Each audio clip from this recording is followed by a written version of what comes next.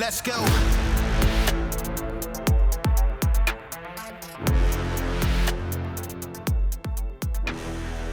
Welcome to Citizen. We've got a very special guest today, Patrick Montgomery from Casey Cattle Company. How's it going, man? Good. How you doing, Dan? I'm living the dream. A little tired, but what are you gonna do? Always tired. But not like Post Malone. I'm not gonna get any face tattoos to let everybody know how tired I am. Seems like a bit of a reach, doesn't it? So tell me about yourself, your background in the military and everything, and then private business. Yeah. So graduated high school in 2008. Did a year of college doing ROTC program up at Northwest Missouri State University. Decided I didn't want to be an officer, so I dropped out, enlisted in the Army. Went to the 75th Ranger Regiment, did a couple of deployments with them. Got out, went back to school to become a veterinarian. Decided I didn't want to do that, so I got an undergrad in animal science, and I put together the business plan for Casey Cattle Company. Went and did my MBA, scaled up this company, and it's been a lot of fun since then. So that would have been 30 seconds or less version of my adult life. Tell me about the company. Yeah. So Casey Cattle Company it was founded on the premise of like, there's this huge gap between people in this country that consume food and the people that produce food. Mm-hmm. I don't come from an ag background, so I kind of had this foresight to see the disconnect there and put together a business plan that did something about it. A big portion of that was serving a product that you could tell a palatable difference in, because the big thing is when you're producing on a small scale, it's going to be more expensive. So I was like, well, how can I produce on a small scale and make sure that it tastes way better than what you get at the grocery store? And so the cure for that was Wagyu beef, which nobody knew what the hell that was in 2016 when I started the company. Yeah, and so you guys, what all facets of this are you engaged in, from raising the cattle to actually mailing it out? Yeah, so I'm sitting here on 420 acres in Weston. We have about 200 head of cattle on this property. That doesn't produce everything we kill, but we do work with other producers in the Midwest here that help us with that need and practice similar husbandry practices as us. So we own from mama cow to calf to a fed out steer to harvest. We don't own the processing side of that yet. And then we own the meat and the shipping. And how's that been? I mean, just with, I guess you're kind of, the industry for direct-to-consumer meat has kind of been established over the last 5 to 7 years or so. It kind of started here in Texas and in California, particularly central and northern California, with like meat co-ops and things like that in the early days. But now it's like there's a bunch of companies where you just log on and buy some flash frozen meat. Yeah, it's been a wild ride. Right before the pandemic kicked off, would have been August of 2019. We had a viral article about our hot dogs proclaiming they're the best in the world. Just for reference, we had 1.5 people working at the company at that point, and we had 12,000 orders roll in overnight. And that's kind of what put us on the map. And then we rolled straight into the pandemic, which was absolutely insane. When people couldn't find protein at the grocery stores, they went online. And so we spent a lot of time scaling in 2020 and the beginning of portions of 2021. But what we've seen since then is inflation's really kind of hit us in the mouth. And then that paired with a ton of other people realized that, hey, I need to sell my meat online. So we're competing against a lot more people than we were 3-4 years ago. But that's okay. Sure, yeah. I mean, it is. There are a lot of companies now that are doing this stuff. Yep. Moink, Crowd Cow. I mean, there's a lot. Yep. That are and large companies. And one of the things I'm seeing recently is that a lot of people are getting into the Wagyu side of things. And you said that was just a more premium cut, I guess, or a more premium style of beef is a solution to some of the problems that small business owners. So it almost makes sense to start as a boutique shop first until you get like a good base of business, right? Yeah. I mean, with Wagyu, it's a breed of cattle, and it's actually 2 mutations within their genome that allows for all that intramuscular fat. So if you're raising a solid product, you can really tell that difference versus what you buy at the store. Which, from what I saw at the point, if you bought a steak from the farmer's market, you were paying about double. Hmm. And sometimes you could tell a difference between what you bought at the grocery store and sometimes you couldn't. Sure. So that was kind of my big point of getting into the Wagyu business. And nobody knew what the hell it was in 2016. It's really exploded Hmm. since then. And I think people have figured out it's here to stay because they're sick of crappy meat quality. Sure. Yeah. I mean, it's we joke a lot. My co-host on Drinker Bros, Ross, he's a big Olive Garden fan. Ironically, I guess, but he's also super white trash. So I think deep down he actually likes it. But he always talks about like if you want a real steak, go to Texas Roadhouse. I'm like, yeah, that's not even a prime cut at Nope. Texas Roadhouse. That's to be honest, that steak that I would grind up and do something else with. I would never Yeah. use that as an actual steak. Yep. No, you're spot on there. Although the soup and salad at Olive Garden's not too bad. Oh yeah, sure, yeah. I mean, it's free, right? So Yeah, exactly. that's free food is always good. Um, Those are so cool.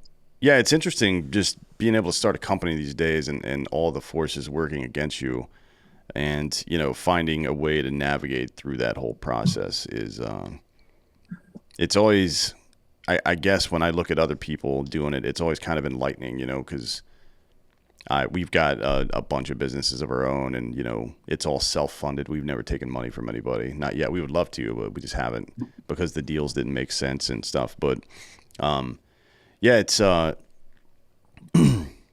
this is like the American dream is being able to carve out a business for yourself where you don't have a boss. Well, I mean, ultimately, you want your boss to be the customer, right? I mean, that's the Right. best scenario to put yourself in because the feedback is going to be based on the quality of the product and the efficiency of production and all that stuff, not on some asshole's idea of what makes society better or whatever the fuck is going on these days. Yeah, no, you're spot on. Starting a business these days is a lot tougher than I feel like it probably was 50 years Mm, ago. I wasn't alive, but I imagine it is. There's just so many barriers to entry, especially on the agriculture side. Unless you were born and raised into that, mm. it's really tough to get into.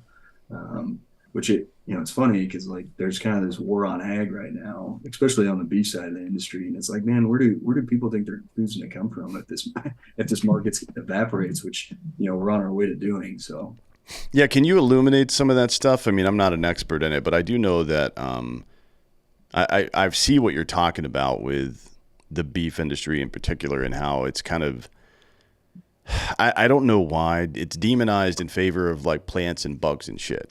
And it my take on it is probably that it's just the aristocracy class and this idea of the king's deer that kind of comes from old school UK, Britain, whatever the fuck, where it's like the good meat belongs to us. You guys eat garbage, because there's yeah, no the science or the facts on the ground, I guess, as it were, that beef is somehow, or the raising and slaughtering of beef is somehow more damaging to the environment than just run of the mill agriculture with plants and shit. That's just not true, right? There's no evidence for that. So I wonder, what do you think about that? well, I remember learning in when I was doing my animal science program. When you go to school a little bit older, you're afforded the opportunity if you actually care about what you're Hmm. learning. And they talk about how cattle are the number one methane producer in the world for animal species, right? But number two is termites. So I'm like, all right, so we eliminate cattle in the whole world. We get rid of our main hemoglobin source Mm. to sustain human life. And then what's next? Like, how are we going to eradicate termites? And I would argue, although we hate to see them in our house, there's definitely a necessity for these animals, right? And I also learned something else interesting is, there was a methane leak somewhere in the Pacific Northwest. I believe it was Washington State. I'm sure the internet will correct me if I'm wrong, but there was a methane leak up there that went undiagnosed for almost a full year. And, they've been keeping track Mm. of cattle methane production for something like 20 years, right? And that 1 year of that methane leak leaked more methane into the atmosphere than all of cattle production in 20 years. And it's like, man, we just got we don't necessarily have a cattle problem. We have a population problem in the world. And, you know, I think there's better solutions than just getting rid of an entire industry. Yeah, I mean, certainly considering the fact that it's none of the shit that they say is accurate or real. You know what I mean? Um, just with regard to we've been doing this for a long time, planting things and harvesting meat, and in the past it's been the methodology used by Westerners in the United States has been a bit problematic. We hunted the buffalo to extinction, basically, Yeah, the American buffalo. But you know, there's you don't run into a whole lot of people in this industry or people in the hunting industry anymore who aren't extremely fixated on conservation efforts. You know what I mean? Because one, it's their current livelihood. That's how they make money. So the sustainability portion is a big factor, but also, we all want to stay alive and shit. I think most people want to stay alive, and eating food appears to be a big part of that. yeah, yeah. It is interesting. I'm by no means an environmental expert, and we see how the humans treat the world. Littering is by far the one that pisses me off more than anything, right? But even just like paying attention to the cattle market and the droughts that are going on, the question you ask yourself is like, how much of that is our involvement versus just the natural cycle of weather? Um, and the other portion is too, like, these droughts we're seeing down in Texas. We're seeing the government and all this solar and green energy money Mm. coming in behind them, and they're signing 30-year leases on these huge ranches to do solar panels. And it's like, man, I just don't think we're thinking this through as a country, Mm. right? Like the beef industry, whether you like the environmental impact or not, it's a necessity for quality human life. So Yeah, I've been hearing from some people that have ranches, cattle ranches in both, well, from Texas all the way up to Missouri, who are what they're telling me is they're trying to find or trying to breed animals that are more, I guess, resistant, not resistant, but resilient against drought. I don't know. Do you know anything about that? yeah, so it's feed efficiency, right? So animals even on our property can vary drastically in the fact that some will consume it's 1 pound in, they Mm. gain a pound. Others, you're feeding them 5 6 pounds of feed, and they're gaining a half a pound. So that feed efficiency is probably what they're referring to on just like really selecting the genetics Mm. that do that effectively. Because if they're eating less, it's less of an impact. You got to, during the winter, you're feeding them less hay. During the spring, they're eating less grass, those types of things. Sure, and that's interesting. I never really thought about that. So um, you have to take kind of a holistic approach to this whole thing because the environment around you is what provides the energy and resource for the cattle to grow in the fucking first place, right? I mean, And then input costs. I mean, sure. input costs are just going through the roof these last 2 years. Like what? What all costs are you seeing go up? So on the actual meat side of the business, we saw everything skyrocket in 2021. So from cardboard to dries to gel packs to our processing fees, those all went through the roof with labor cost and the supply chain shortages. And then the last part of, well, all of 2022 is kind of more so the ag side of the business. So with the war in Ukraine, you saw fertilizer go up by 12x. You Sure, yeah. saw gasoline has doubled. Um, your the drought is costing hay prices to go almost double what they were 2 years ago. And then corn and beans, which are your two big feed items, is triple what it was 3 years ago. Wow, triple. Jesus Christ. So as a company, how much of that? Obviously, you can't absorb all that additional cost. So how much have your prices had to go up because of that? Yeah, so we've raised prices. In all of 2022 and the last part of 2021, we raised prices about 45% through 5 or 6 different price increases, which has been painful because we've lost a lot of customers because of that. Sure, yeah. Aside from just mitigating inflation in whatever ways economists decide to do that or whatever, right?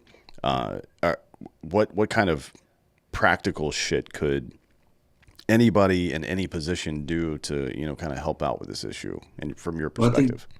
I think vertical integration is what makes the most sense for us. But that's incredibly expensive. So that's kind of something we're You playing mean out right now. having your own processing plant as well and shit like that?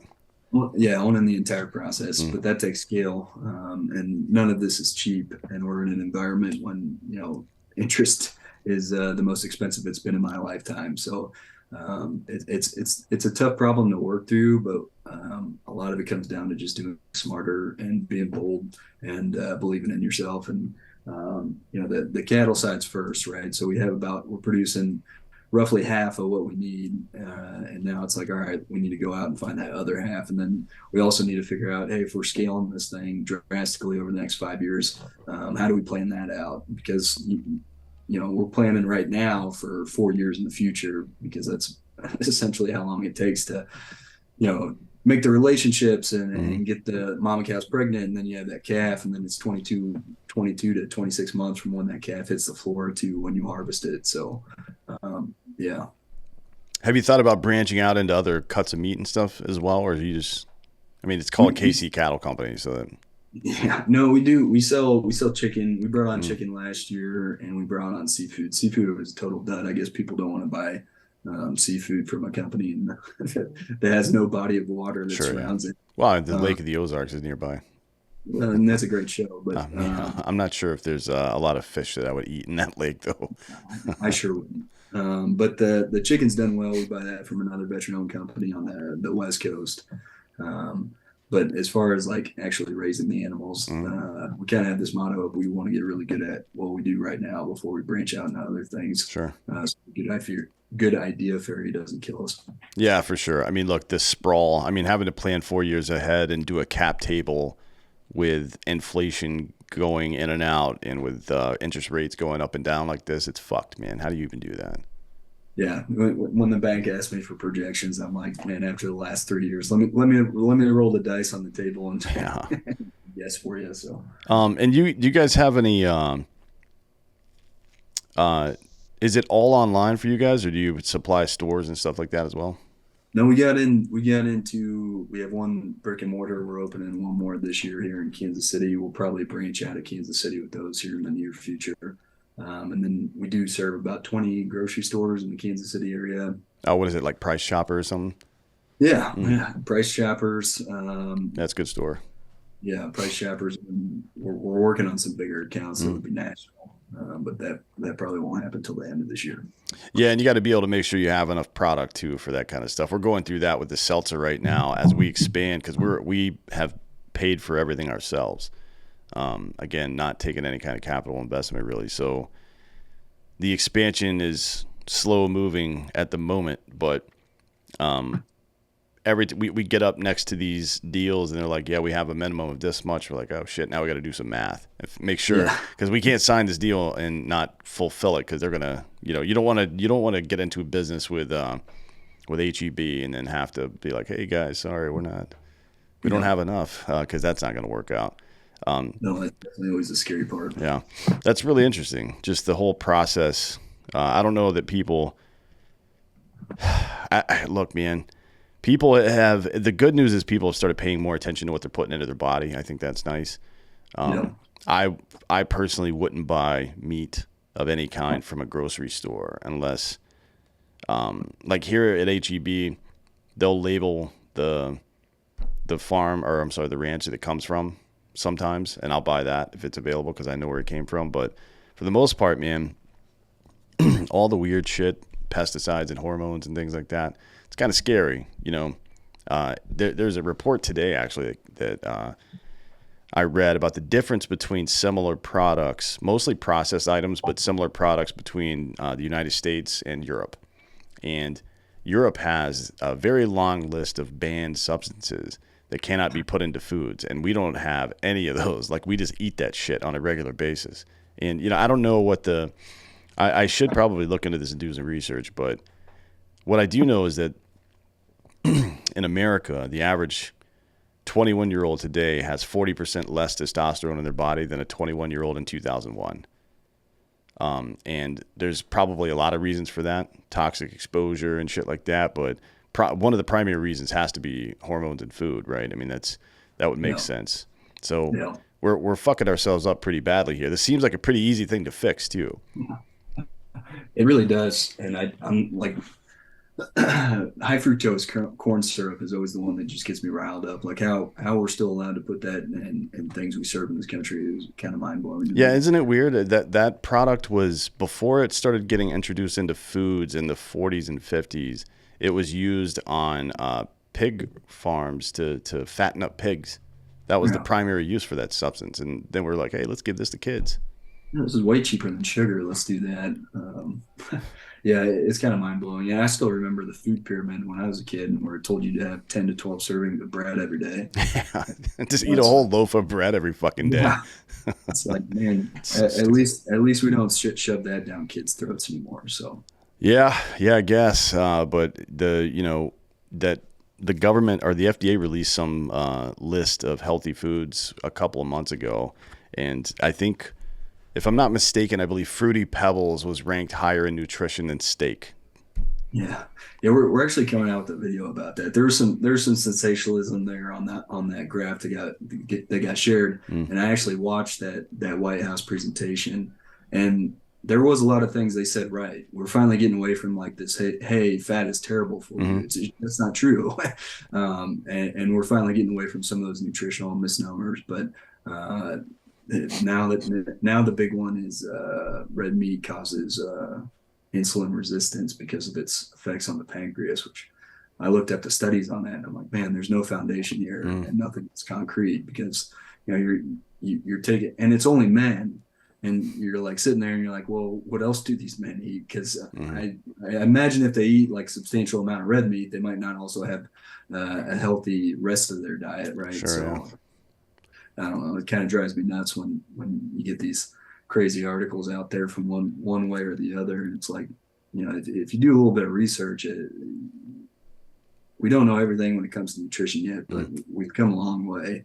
And we got to get away from this, like, oh, HDL and LDL, like that's all that matters, and how much fat you consume in your diet. Yeah, I mean, there was that there was that German study on I think it was in 2015 by the NCBI about over-the-counter vitamins and things like that, and how they just don't work. But the follow-up to that study was the reason they don't work is because you're introducing a fibrous tablet to somebody without any lipids, without any fat, which is I tell people this all the time. I just want people to know, because you should be eating fat, and you should be, when you take supplements, you should be taking fucking MCT oil or something with it. Otherwise, it's not doing anything. But the way this works is nutrients get into your bloodstream by being attached to lipid carriers, so fat carriers, and then they enter your bloodstream that way. If you just take a bunch of fucking vitamin D, it's not doing anything. You're just pissing it out. Same thing with B vitamins and all this other stuff, K, all this stuff that you really need. That we're and I, Americans are like 60% deficient on vitamin D right now, which is not great. Um, Oh, it affects almost everything. It affects your gut health and your serotonin production. Um, you know, energy levels, all this stuff. It's fucked. yeah. It's like if you're going to cut two things out of your diet, it should be highly processed Mm, foods and it should be added sugars. mm. And you will feel 10 times better than you did even just doing that for a month. Yeah, all these diseases that people like, heart disease is the number one killer of Americans. Um, and heart attack, heart disease, or heart attacks from heart disease, um, things like that. Diabetes is up there, but it's like it makes sense. It would have made sense in caveman days to be like, oh, that's happening. Okay, cool. So maybe because this is a primary part of your diet, the fats, like the idea that fats are sticking to your uh, uh, uh, blood cells and shit like that, or blood vessels, is like, all right, that kind of makes sense. But we know that's not true. Well, it is true to some degree, but it's the inflation of the blood vessel caused by like simple sugars, mostly in processed foods, that really caused the problem. Yep. So some of this stuff is just like exhausting to me, to be honest. Just trying to have these conversations with people, and the idea that like, it's so dumb. It's like, oh, if you eat fat, you'll get fat. Like, why would you even think that? That doesn't make any sense. You know, that's Well, just, it's just funny. Like I've always noticed it myself when I eat a high fat diet, and that's a composition of the fat that's naturally occurring in meat, and then also healthy fats that I eat a lot of avocados and mm, things like that. And it's like that always made me feel great, right? And I eat a lot of butter, I eat a lot of cheese, and mm, that's how I function the best. And for the longest time, it's like, oh man, you're gonna die from heart disease. It's like I don't think so. I feel a lot worse when I yeah, eat less of those foods and more carbs and right. less things and so yeah, it's just funny how now we're catching up. And I was like, man, I was on to something a long time before most people were. I really think people should take into account how they feel. I mean, I see so many people eating, look, kale, whatever the fuck, eat it if you want. But I see like people get delusional about this shit. They're like Yeah, shoveling something into their mouth and like, oh, this is so good. I can see on your face that you don't like it. You know what I mean? Just be honest with yourself and eat some fucking bacon from time to time. All right, we've talked yeah, about food enough. yeah, I'm getting hungry now, so we got to move on to a different conversation.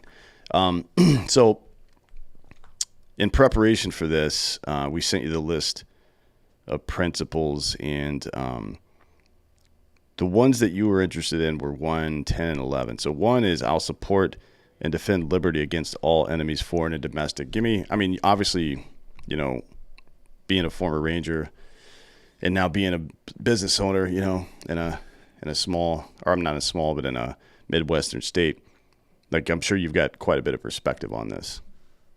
yeah.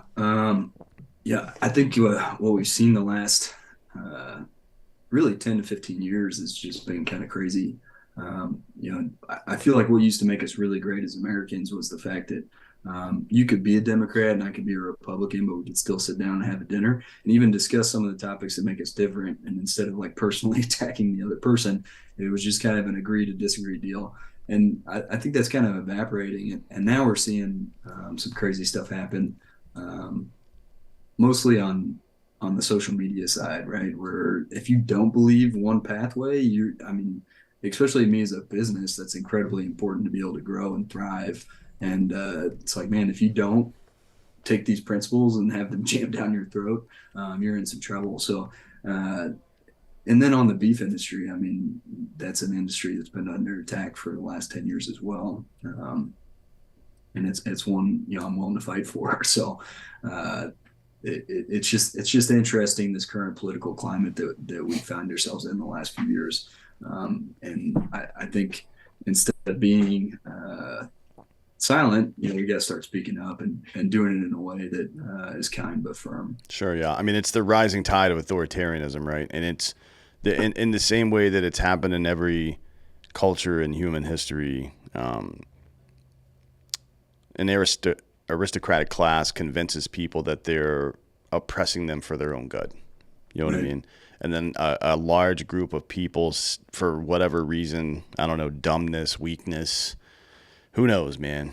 Maybe just out of convenience, accept that as a reality, and they become what I would call collaborators. Because if anybody's trying to reach into my pocket or tell me what to do, that's my enemy. You know, uh, and we see it all over the place. It's not just even in. I mean, the Twitter file stuff has made the stuff going on in social media a lot more evident.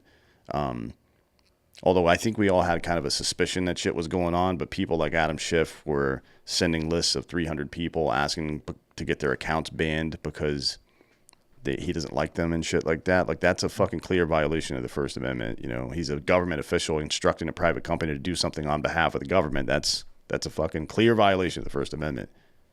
Yeah, and yeah, I feel like this is so much more prevalent, and I feel like people just care less, or I don't know like where that comes from because you're like, man, it might be something you agree with right now that like, hey, I want this hate speech or whatever it may be Mm. banned, but you take the First Amendment, the good and the bad, and if you get rid of half of it, it makes taking the other half pretty damn easy. Sure, yeah. And it's a good rule of thumb typically is if you're going to create a weapon or an enforcement mechanism or whatever it is, imagine that thing or rule or whatever it is in the hands of your worst enemy. Would you still want it to exist?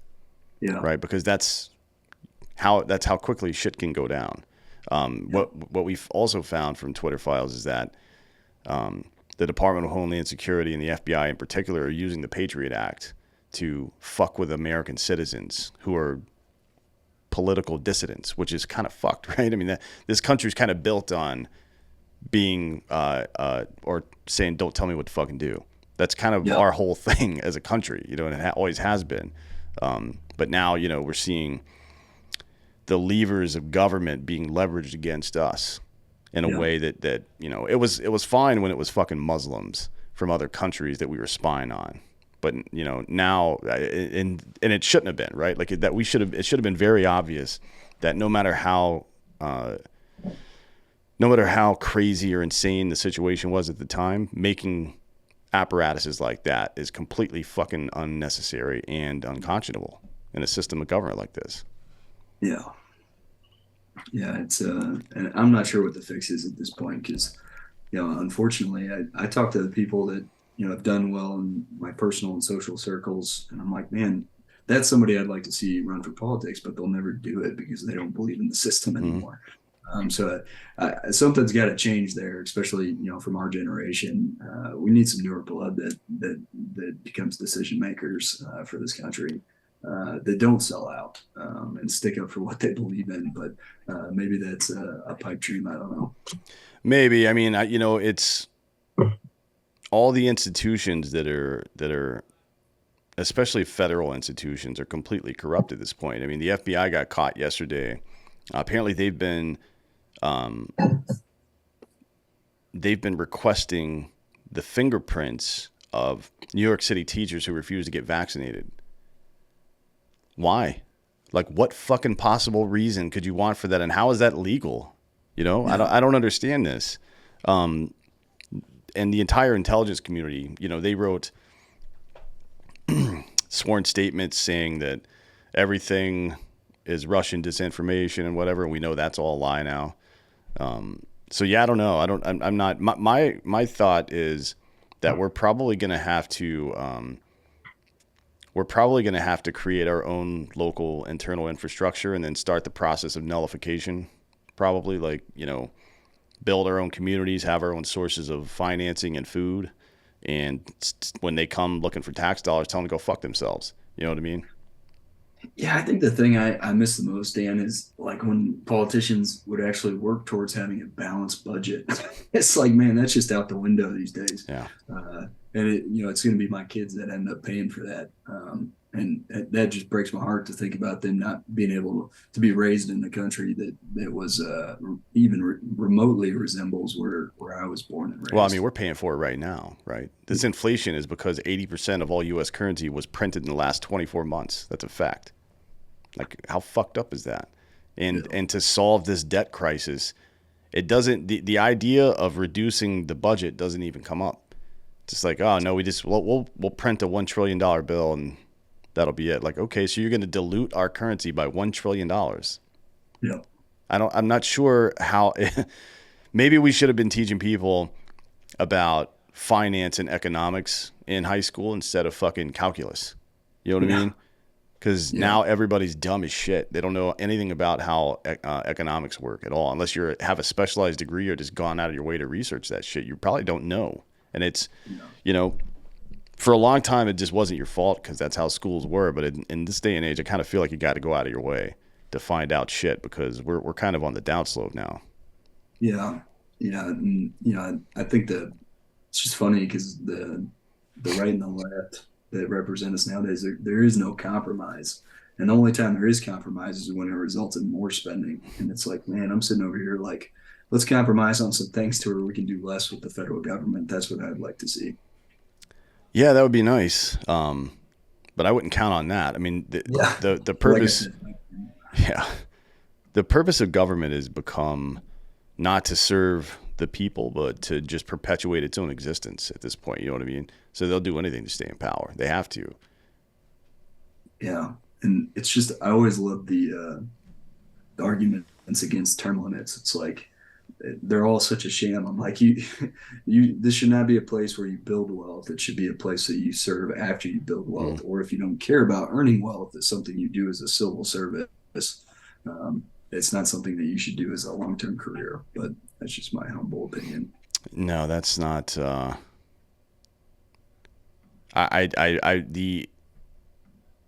some of the rebuttals to that I've heard. Actually, one of the rebuttals I've heard. Like your thoughts on this. A guy I used to know, he was a fucking hardcore lefty, but he said that if we did that, then government would become super inefficient because the new people would always have to be getting trained on how to operate everything. Like, okay, cool, man. More inefficient than now? Really? And if that's the case, when something's inefficient, the natural response is to reduce its size, right? That's how we do that in life. That's I guess the natural. Every time we try to outsmart how fucking things work, it seems like we just fuck ourselves over. You know what I mean? Like the idea that you're entitled to something at all in life. It's like, no, dude, you don't have a right to food or water or electricity or medicine or any of that shit. You have to fucking work for everything you have. That's how it's supposed to work. And when you tell people that they have a right and entitlement to these things, then they don't see the connection between their effort and getting those things anymore. And then people start putting forth effort and those things go away. That's how that works. I heard an interesting theory about this the other day that it was actually from an FBI agent. We were talking, and his, because I kind of asked him like, where do you think, how do you think we got here? And his response was that us as human beings, we weren't designed to spend as much time as we do contemplating our existence, right? We were meant to be out there hunting and gathering and producing food and taking care of our families, and now we just have so much free time, and we don't see that as a blessing. We take that internal and we're using it to kind of like just pick apart everything that's happening in the world. And I just don't think we were meant to absorb as much information, especially on social media where you're Mm. just getting, dopamine hit after dopamine hit. We just weren't absorbed. Our brains weren't made to handle that. And I think it's probably one of the biggest detriments to everything we're seeing right now. Yeah, I agree with that. I mean, it's, what it shows you is that just like a fucking cheetah whose the primary responsibility of a cheetah is to find food. That's all it cares about is finding food and protecting its young if it's a female. And obviously feeding the children as well. But everything in nature has a purpose. And, look, sometimes purpose changes. You go through different stages in life, or we as a species are going through different stages. Certainly, we can spend some of our free time doing some constructive shit, like all the people who were, incapable of dealing with certain things. Now we have some people that have a little more free time. We can go help those guys out. That's kind of what we do, as Yep. human beings.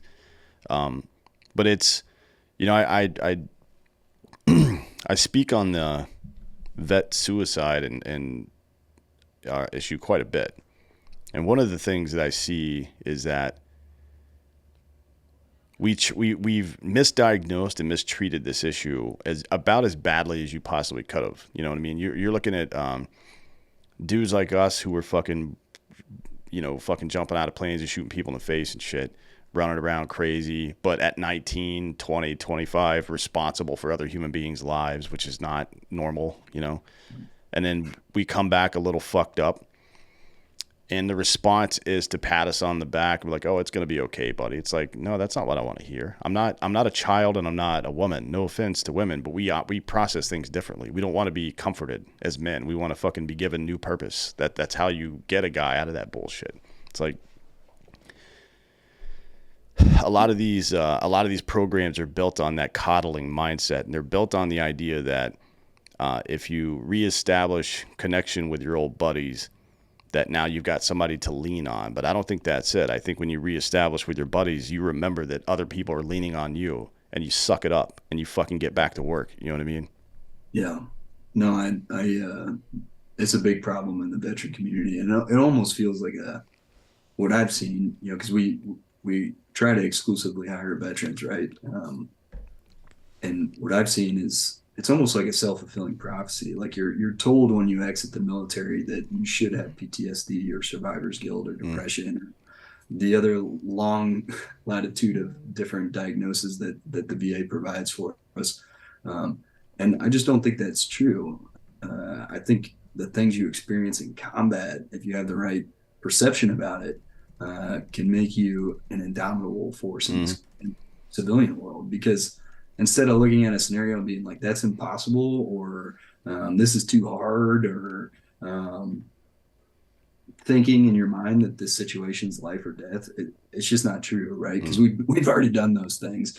And so when you're a business owner and you're like, "Oh man, this is gonna wreck my business," it's like, well, fuck it, like Mm. I gave it my all, and I still have my family, I still have my health, I still have the things I actually give a shit about. And that's what I love about this company is it provided purpose, Mm. right? And until I had that, I went through the same struggles. But I feel like that's a piece of the pie that a lot of veterans are missing is that purpose post military that actually brings them fulfillment. Sure, and the current way we treat it, even now after 20 fucking years of this shit, the way we treat it is the way that a dumb parent treats it. To be honest, it's like a child falls down and you rush over to make sure they're okay instead of just being like, "Get up, kid." You know what I mean? Yeah, Because you're going to get two very different responses from that child. If you rush over, they're going to get whatever attention dopamine hit it is from the attention, yeah, and they're going to fucking milk it. That's just how it is, man. It's not like it's not a criticism. That's just how human beings operate. Like the way the people closest to us behave toward us and treat us and feel about us matters. It matters to us deeply in a way that we can't fucking really put into words sometimes. And that's a responsibility, man. It's a responsibility to treat these people, and not just in a way that you think is right or that you think is fair or nice or whatever bullshit, but in a way that's effective, that makes their life better. You know what I mean? And yeah, the the the way that you get treated on your way out of the military right now teaches you in the same way that millennials and the Zennial generation now, the Gen Z people, are being taught to catastrophize everything. It's like, oh, it's okay to be sad. You deserve it or whatever the fuck. It's like, yeah, I guess, man, but you still got shit to do. Like, get the fuck off your ass and do some shit. What are you even talking about? What kind of loser bullshit is it to tell somebody like, oh man, yeah, life's not fair, so I guess just, we'll pretend like being fat is healthy now. Why not? You know what I mean? It's fucking stupid. And then to my point before, not only is it stupid, but it accomplishes a goal that is diametrically opposed to the goal that you're actually trying to accomplish, which is resilience. You know what I mean? That's the whole fucking point. yeah. I remember when I was getting out of the military, I had some civilian guy. I think he might have done like 3 years in the Air Force or something, and he came and presented, and he had us raise our arms if you were combat arms, and he's like, "Cool. The two jobs you can do post military is be a police officer or a contractor." And then almost immediately after that is when I was working on having my military schools transferred to college credits, Mm-hmm. right? Uh, the one I had to laugh at was Ranger School, and it counted as like 6 PE credits or something like that, right? And I'm sitting there and I'm like, man, we are so fucked up with our perception of like these amazing opportunities. Mm-hmm. Like to be able to go to Ranger School, it's one of the best leadership Mm-hmm. schools in the world Yeah. because it deprives you of all human comfort, creature comforts, and then sees how you perform as a leader. And I just remember like leaving that, and I was like, "Fuck it, man, like I guess I'll go like apply to be a contractor because that's all I Mm-hmm. can do." And I talk about that experience frequently because I think it's important for these veterans that are transitioning right now to hear is like it's not true. You can go be a titan in the industry. You Mm-hmm. can go do whatever the hell you want because you've already conquered some of the toughest challenges in the world. Yeah, and if you're, even from my experience, especially, but I know this to be true of others. It's very easy to take on student loan debt, Yeah. but not easy to take on business debt for some reason.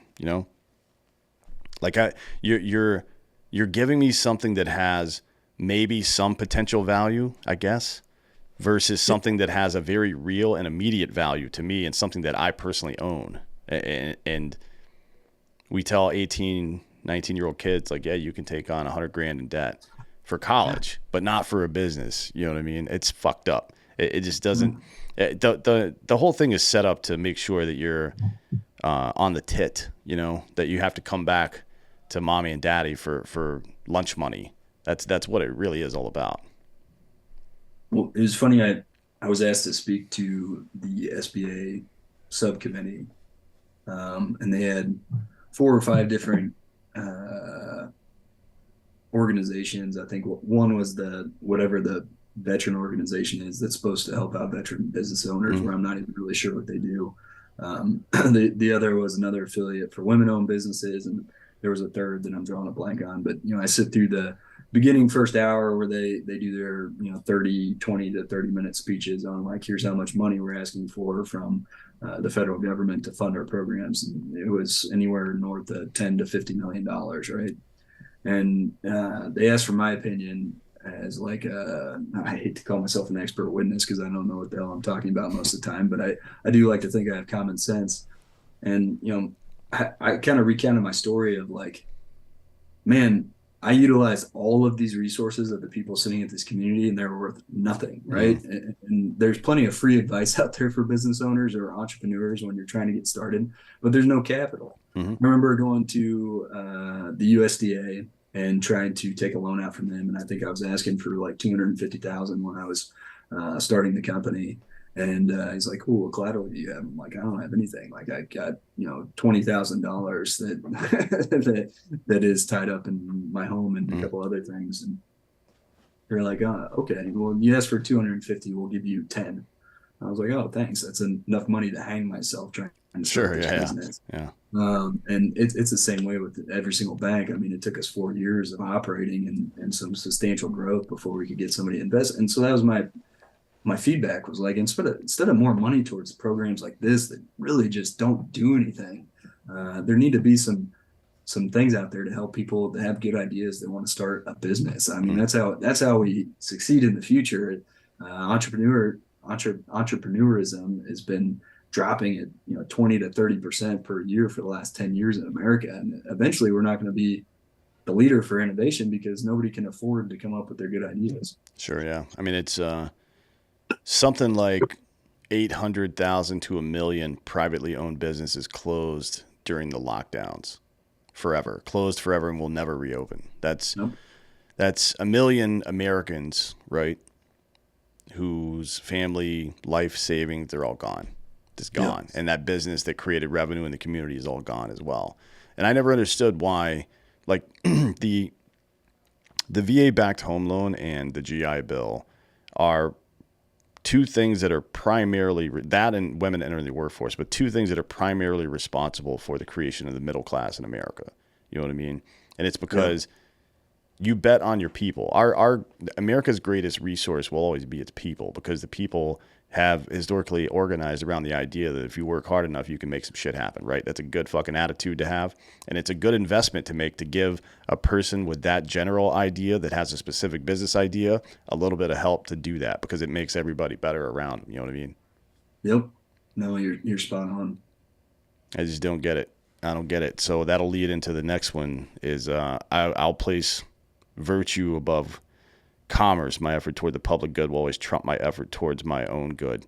Tell me how you guys do that at your business and how you personally kind of, fit that into your daily life. Yeah. So transparency has been huge since I started the company.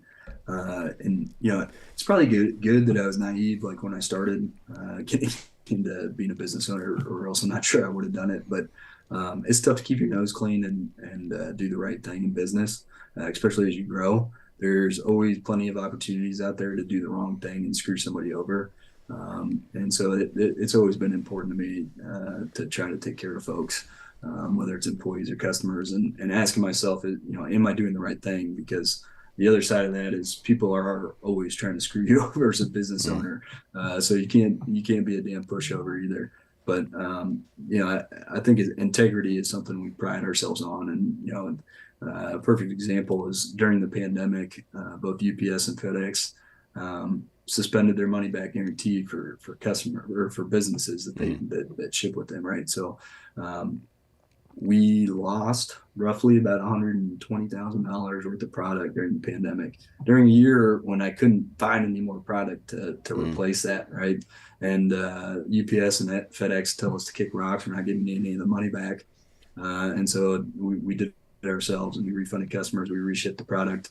And it's always funny when we have a pretty fiery operations guy that handles some of the contact us emails. And so we'll get some customer that's like, you guys are pieces of shit. You can't even get our product to us on time. And, he'll fire right back at him and just because I pulled up FedEx's 10K after that first quarter of the pandemic, and they had done more in profit in one quarter of 2020 than they did in the entirety of 2019. And we actually won second place for small business of the Mm. year in 2020. So we got a $30,000 check from them. The next day, I canceled our account. We switched over to UPS.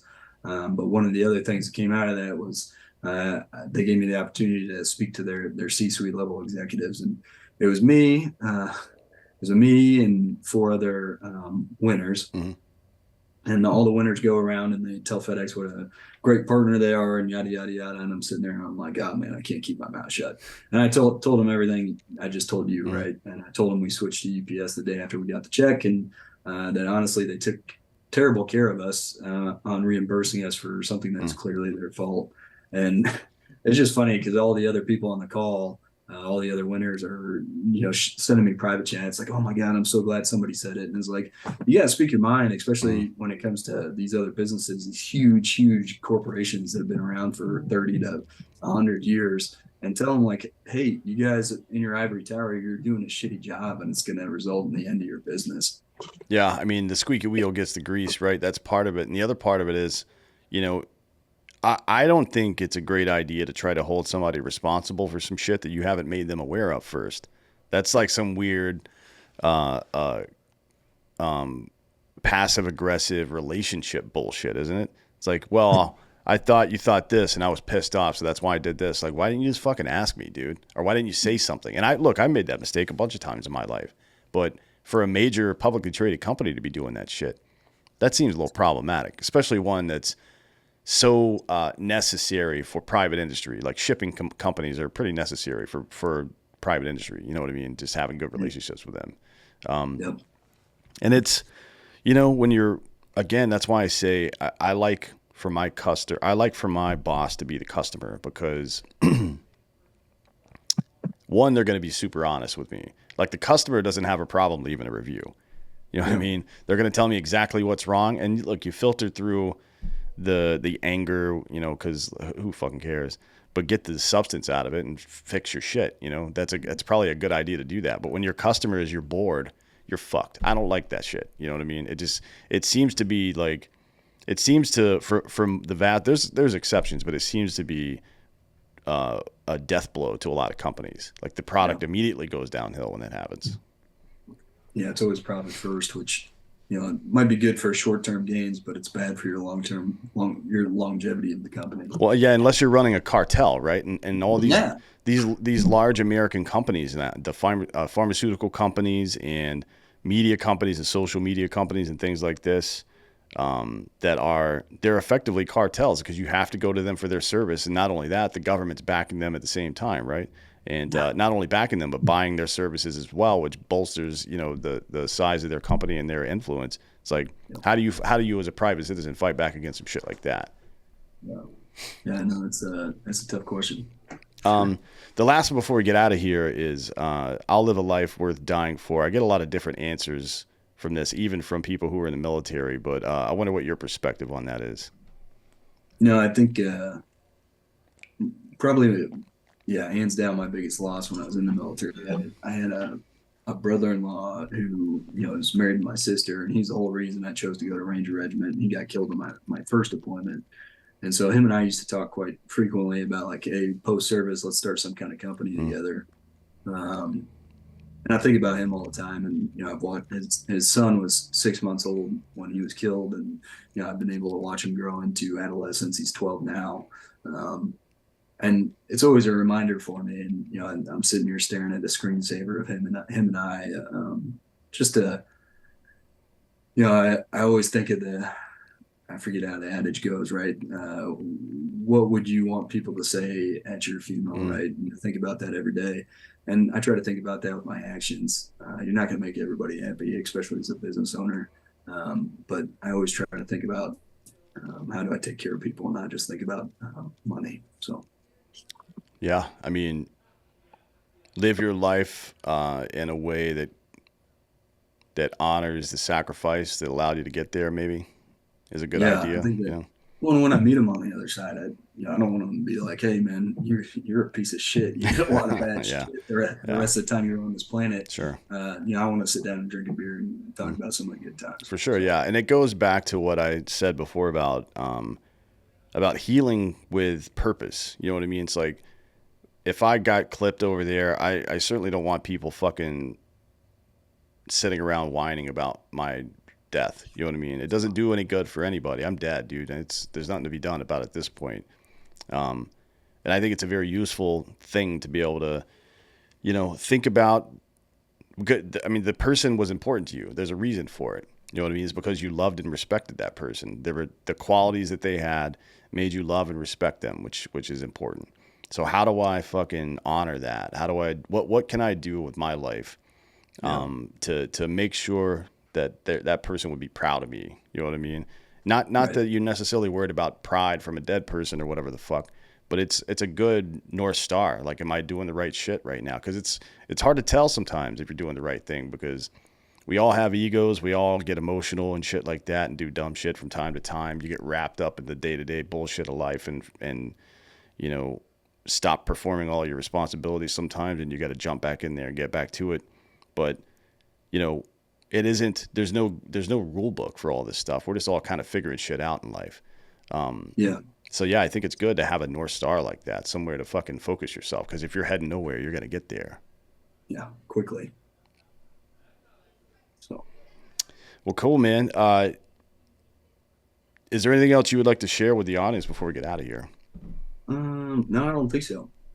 Okay. Uh, you want to find out more about us? Check us out on the social media that we talked about how we hate at Casey Cattle Company, CaseyCattleCompany.com. If you want to check out our products and read more about us. Yeah, there's a lot of good information on your website about what Wagyu is exactly, where it comes from, and stuff like that. I think that's, half of half of any business like this is educating the public on what stuff is, because it's like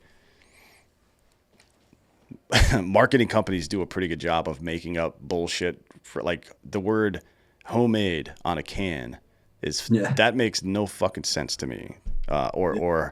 or hearty, what the fuck does that even mean? It's like And marketing companies make shit up. some of the loopholes on some of the label claims too, people should definitely do some research about that. So Like, what, you have any examples of that before we yeah, go? like look up the regulations on like what it means to be cage free. If you saw some of those houses, chicken houses, uh, you're not going to be that impressed. Let's just put it that way. Interesting. I never knew about that. Yeah, cage free, pasture raised, grass fed, and it's crazy. It's like People, they just have to spend a certain amount of time in that environment, but the rest of the time they can be in a fucking barn somewhere, like just yeah, caged exactly. up. That's stupid. Yeah. Well, cool, man. I really appreciate you coming today. This has been a great conversation. Yeah, appreciate you having me on, Dan. It was, Absolutely, man. Anytime. Yeah. And you guys go check out kccattlecompany.com. They've got good meat. I bought it before. It's really good. And look, I appreciate you coming today. yeah, appreciate you having me Yes, on. sir. Thank you all for listening as well. This has been